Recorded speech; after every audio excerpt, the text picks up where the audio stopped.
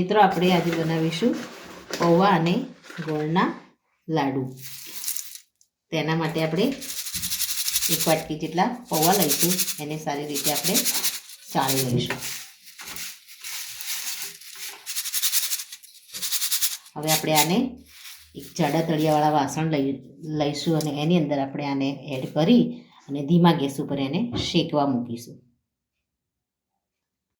મિત્રો આપણે જાડા તળિયાવાળા વાસણમાં પૌવા એડ કરી અને એને આપણે ધીમા તાપે શેકવાના છે અને કન્ટિન્યુ આપણે હલાવવાના છે।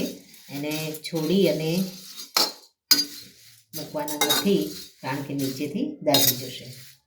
તો એનો કલર ચેન્જ થાય અને આપણા પૌવા પ્રોપર શેકાઈ જાય અને હાથમાં લેતા મુઠ્ઠી વાળીને ચૂરો થઈ જાય, એ રીતના આપણે પૌવાને શેકવાના છે।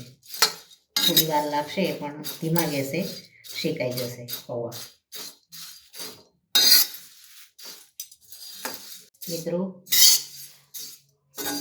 1-2 મિનિટ સુધી આપણે પૌવાને આ રીતે ચલાવ્યા પછી ચેક કરી લઈશું તો આપણા પૌવા એકદમ સરસ રીતે સોફ્ટ સરસ એવા શેકાઈ ગયા છે। ગેસને આપણે બંધ કરી લઈશું અને પૌવાને આપણે એક અલગ વાસણમાં કાઢી લઈશું। અલગ થાળીમાં કાઢી અને આને ઠંડુ કરી દઈશું અને આ જ કઢાઈમાં આપણે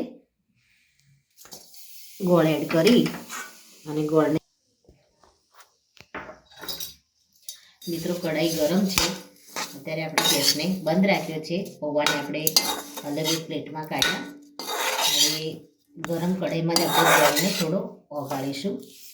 ગોળ થોડો ઓગળે ત્યારબાદ આપણે ગેસને ધીમો ચાલુ કરીશું।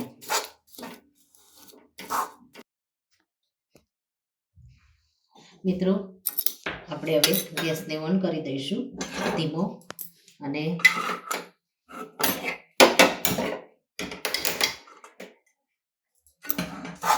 ગોળ આપણો સરસ એવો ગરમ કઢાઈમાં ઓગળી ગયો છે। એમાં આપણે થોડું પાણી એડ કરી દઈશું। 1 ચમચી જેટલું આપણે પાણી એડ કરી અને ગોળને ચલાવીશું। હવે ગોળને આપણે સારી રીતે પાકવા દઈશું। મિત્રો પૌવા છે એ આપણા શરીર માટે ખૂબ જ સારા છે અને ફેટને પણ વધવા નથી દેતા। પૌવાનું આપણે સેવન કરીએ તો ભૂખ પણ જલ્દી લાગતી નથી। તો પૌવા એ પણ આપણા શરીર માટે ખૂબ જ હેલ્ધી છે। આપણે ગોળમાં ફીણ આવે અને થોડા બબલ્સ આવી જાય એટલે આપણે વાટકીમાં થોડું નાખી અને ચેક કરી લઈશું, ત્યાં સુધી આપણે થોડું ચલાવીશું। તો આપણા ગોળમાં સારું એવું ફીણ આવી ગયું છે। આપણે એક વાટકીમાં પાણી લઈ અને આપણે ગોળને અંદર નાખી અને આપણે ચેક કરી લઈશું। તો મિત્રો આપણો ગોળ છે એ સરસ એવો અંદર ઠરી ગયો છે।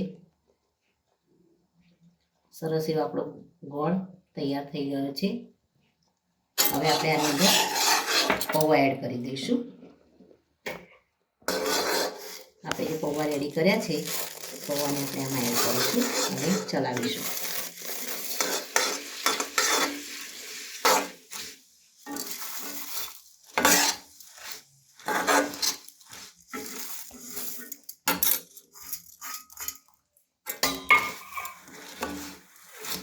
ગેસને આપણે બંધ કરી દઈશું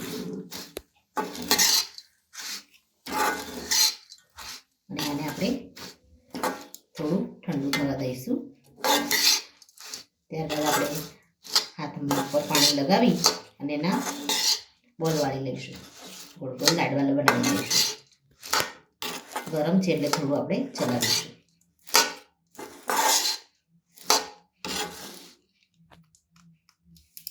મિત્રો આપણું ગોળ અને પૌવા સહેજ ઠંડા પડ્યા છે। હાથ ઉપર આપણે પાણી લગાવી દઈશું આ રીતે અને આમાંથી લાડવો બની શકે એટલું આપણે આમાંથી લઈ લઈશું પૂરણ અને આ રીતે પાણીવાળા હાથે આપણે આ રીતે લાડુઓ બનાવી અને તૈયાર કરી દઈશું. આ રીતે આપણે બધા લાડવાને તૈયાર કરી દઈશું. રેડી છે આપણા પૌવા અને ગોળના લાડુ. મિત્રો, સિંગ અને તલના લાડુ તો આપણે બનાવીએ જ છીએ ઉત્તરાયણની સિઝનમાં. આ એક નવી જ રીતથી તમે ઘરે બનાવો. આ લાડુ ખાવામાં ખૂબ જ સરસ લાગે છે અને પૌવા તો દરેકના ઘરમાં અવેલેબલ હોય જ છે, એટલે આ લાડુ આસાનીથી બની જાય છે. તો મિત્રો, આ સાથે મારો આ વિડીયો અહીંયા પૂરો થાય છે. જો મારા વિડીયો તમને ગમતા હોય તો લાઈક કરો, શેર કરો અને તમારી ચેનલ દેશી સ્પૂનને સબસ્ક્રાઈબ કરવાનું ભૂલશો નહીં. અને કમેન્ટમાં જરૂરથી લખો કે મારી આ રેસીપી તમને કેવી લાગી, અને નવી કોઈ રેસીપી તમારે શીખવી હોય, જાણવી હોય તો તમે મને કોમેન્ટ કરી શકો છો. તો મિત્રો, ફરી મળીએ એક નવા જ વિડીયો સાથે. ત્યાં સુધી આવજો મિત્રો. Thank you.